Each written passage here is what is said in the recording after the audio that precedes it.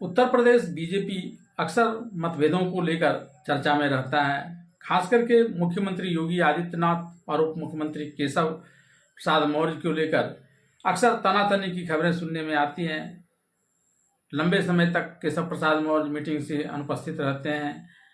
दिल्ली और उत्तर प्रदेश के बीच में दौड़ लगाते रहते हैं। हालांकि इस बात को लेकर कोई कुछ बताता नहीं है कि इन दोनों के बीच आखिर किस बात की लड़ाई चल रही है और यह बीजेपी को किस प्रकार से नुकसान पहुंचा रहा है।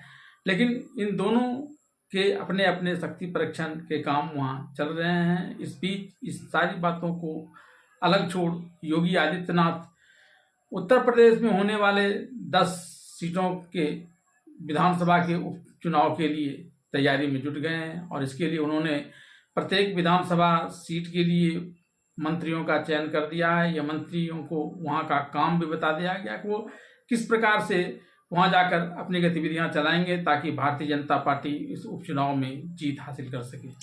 उत्तर प्रदेश भारतीय जनता पार्टी के बीच के इन विवादों से हटकर योगी आदित्यनाथ की इस चुनाव को लेकर अतिसक्रियता यूं ही नहीं है। इसके एक ठोस वजह है। यूपी की राजनीति की बात करें तो योगी आदित्यनाथ इस उपचुनाव को लेकर इसलिए सक्रिय हैं क्योंकि इन 10 सीटों के नतीजे को उनके रिपोर्ट कार्ड के तौर पर देखा जाएगा।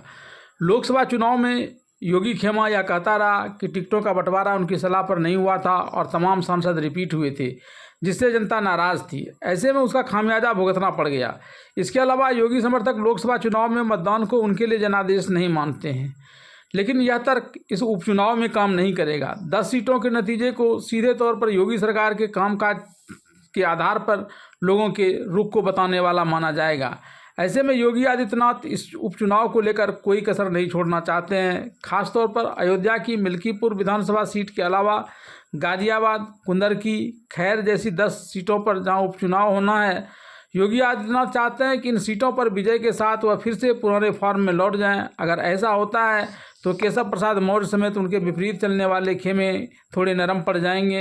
यही वजह है कि फिलहाल योगी आदित्यनाथ अपना वक्त आंतरिक टकराहट में नहीं गंवाना चाहते और उसके बजाय वह इस उपचुनाव की तैयारी में पूरे जोर शोर से जुट गए हैं ताकि इसके आधार पर आगे भी उनका परफॉर्मेंस अच्छा होता रहे और भारतीय जनता पार्टी में उनका कद भी बढ़े।